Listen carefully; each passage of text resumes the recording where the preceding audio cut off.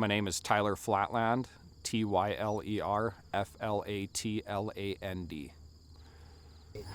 So Wade, he's a longtime community guy where he's been working on these bulls very hard, producing a product of a bull power out there for us where we're able to bring those genetics back to our place and build our own cow herds around those genetics that he has been working on. And those genetics are what to you? What do you see? Those genetics, he has docility along with the thickness, the deep bodied bulls that he has, and it goes right into this cow herd where those cows, they produce long living cows that produce calves and produce heifers that we want to build our cow herds around that if we keep those heifers back to ourselves. And so you know people that have the bulls and have the replacement heifers from them and the cows now and Yeah. good mothering. Yeah, I have some neighbors, they have these bulls that have been working for years for them now, and the calving ease that they have and the heifers that they produce, they keep those as their own cows, and they're cows that they want to keep on their place. And they're cows that mother well, where you don't have to take care of them, and that's what everybody wants is a cow you don't have to babysit.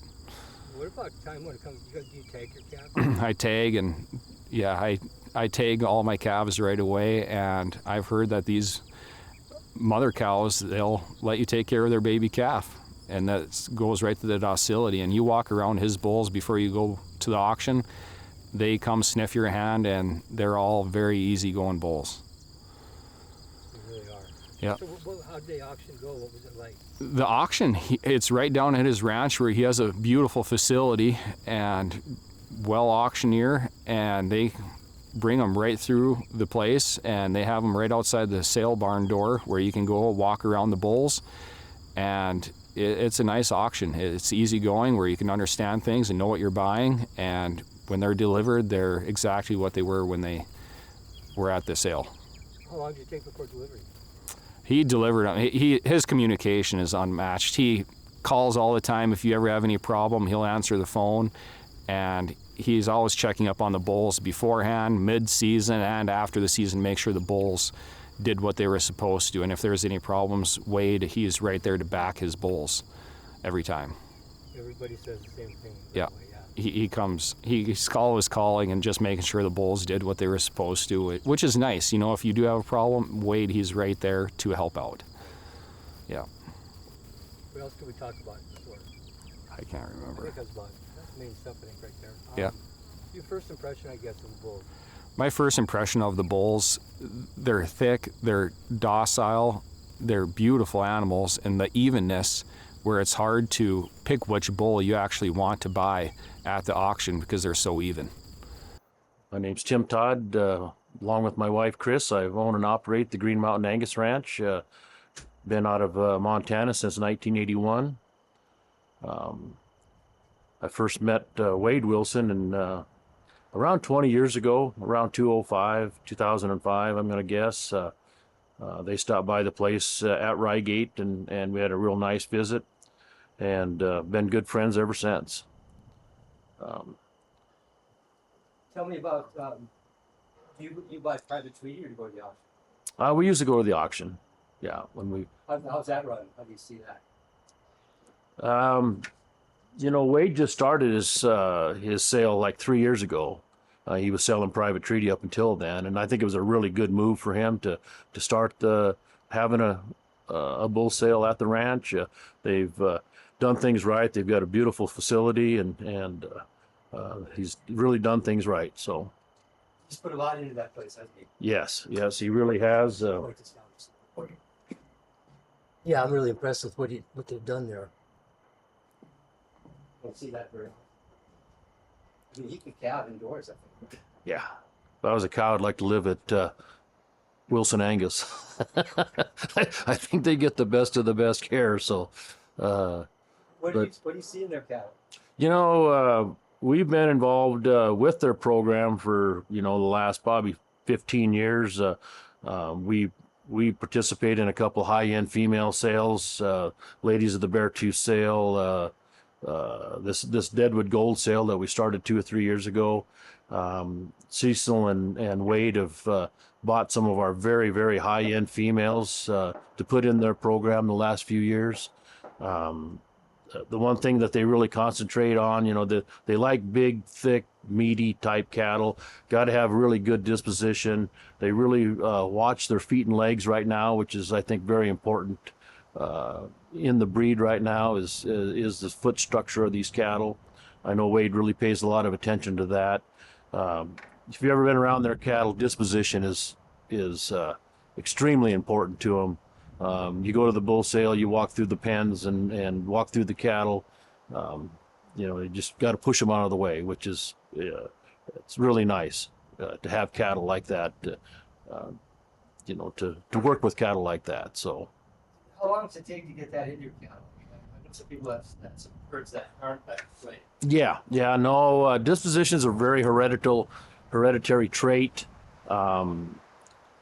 We've all used bulls that we thought were good, and 3 or 4 years later, you find out that they've got some disposition problems. I know one of the bulls that Wade has used and we've used is the Baldrige Flagstone bull.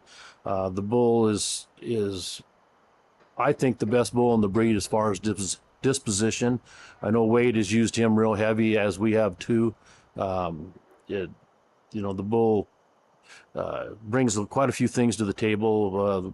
The disposition is probably the most obvious and the most important, but foot structure, he's one of the very few bulls in the breed that are top 1 percentile in both claw and angle. So we like that a lot. So, he's. I'm gonna ask about calving knees next. Is that something that kind of plays into it for you too? Oh, calving knees is important. Yeah. Okay, why don't you go ahead and talk about that? Yeah, I think some of the bulls that Wade has used and is the calving bulls. It's obviously a very important trait to our commercial cattlemen when they're calving out heifers. We like to have those heifers calve unassisted, have that calf jump up, and the least you have to be involved in the calving process for the heifer, the better off you are. So calving is extremely important. I know Cecil and Wade have paid a lot of attention to that. They always produce a certain amount of calving bulls for their customers to select from. And reliable calving genetics. I mean, they know that those calves are going to come small and have a lot of vigor when they're born. So, they've done a really good job when it comes to calving genetics. Have you noticed anything on the mothering side of things from the cows? Yeah, I mean, the maternal end of cows is very important. I mean, that's one of the things that I've noticed. That Cecil and Wade select from is on the maternal side of these cattle. I consider my herd a very maternal herd.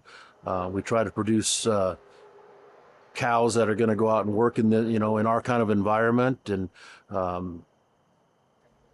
that's part of what we do as breeders, is produce the cows. These bulls are kind of a byproduct that we got to get rid of. But as a breeder, I look at breeding cows first, that are going to go out and work for our commercial cowmen. It's pretty much the same mentality that Wade runs by. It is. I think Wade and our programs are very similar. We think a lot alike on what type of cattle we need to produce for our customers. Wade does a great job, as far as taking care of his customers. I know if some of his customers have problems, a bull doesn't work out, bulls are bulls. You'll always have problems with them. And I know Wade and Cecil do a good job of taking care of their customers and making sure that their cows get bred. So, yeah, very important. What am I not thinking of here fast? Was there something else that Wade talked to you about? One of the things that that Wade and Cecil have done is some of the sire groups that they've purchased from us, some of the high-end cows that have gone into their herd and been working for several years now. I mean, they started with a couple of resource daughters, and And I bought Black Granite Daughters, which is attributes to the Cavanese part of their program. The Wrangler bull is one of the newer bulls, and we're really liking what he does. The foot structures were very, very good on them. And then the Flagstone bull is probably has as much influence in their program and my program as any bull that we've ever used. The bull just does a lot of things right, and so that's some of their high-end genetics. I think come from them 3 or 4 bulls that they've introduced into their program. You mentioned talk a little bit more about his AI program that you know about it. Do you sell them straws or do you sell them? We've sold them semen, yes, yep. They've bought semen from us, and I tell you what, Wade is very good at going out and finding semen on bulls that they want to use. The bulls that the bulls that they buy. I mean, that's one of the first thing that Wade does is takes them and gets them collected, gets a semen bank on them, and they use their own bulls. The bulls that they have gone out and purchased, and some of the bulls that they've raised, they use their own bulls too. Plus, they go outside and look for different types of genetics, that they think are going to work for them. So, is that really important to buy cows from outside too? Sure. You got to bring in new genetics and stuff, and we're always going to find, cows that we think are going to improve our herd. There's an old saying that 10% of your cows make you 90% of your money. So, you just need that group of select cows in your herd to produce your best females. That's very important. I'm kind of stalling here. Sorry. Well, you got a really bad blast of wind when you were talking about the docility. Could you do that again, please? Yeah. I think. Let's maybe wait till that. Yeah, one of the traits that I know that Cecil and Wade really concentrate on is the docility. I mean, it's so important to have these cattle where we can work around them, and we've got wives and we've got kids, and none of us move like we used to anymore. So it's nice having cattle that are easy to handle and easy to be around. And docility is one of them. Like I was saying earlier, the Flagstone bull, probably the best bull in the breed as far as docility. And I know Wade has used him extensively the last 3 or 4 years. So, good deal. What else? Anything? What's that? Anything else? I was kind of going through my notes here.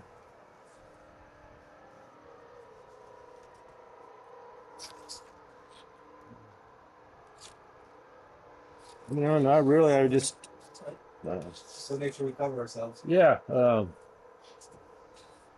I could call Wade and ask him if there's anything else that I know he wanted me to talk about the cows, that he's bought from us and purchased from us, and the different genetics that they have, and I'm sure you're just going to use blips and blurps out of some of these things. But his auctions run pretty well too, isn't it? Yeah, they've done a really good job putting their sales together. They do the video, which is good. The cattle stay out there in their pens, and like I said, they've got a really nice facility, and it's just a fun event to come to. It really is, and they've got a really good auctioneer in Seth, and so yeah, they do a good job. I guess talk a little bit about how far you go to get to that sale. Yeah, we're actually from Rygate, Montana, and it's always fun to go up to the Wilson Angus sale. It's probably we always go up the night before and walk through the cattle the day before the sale. I think that's important, but it's 6 hours for us to go up there, which it's well worth it because we enjoy the people and enjoy looking at the cattle. No, it's important to buy cattle from an area that's similar to you want. Mm-hmm. It really is. Yep, it really is, and environment plays a big role in our industry. Cattle that are. I've always thought that the cattle that are raised in a harsher environment can go out anywhere and work, and I think North Dakota is a wonderful state, but it can get pretty western up there, and these cattle will work if they can survive in central North Dakota, they can survive anywhere.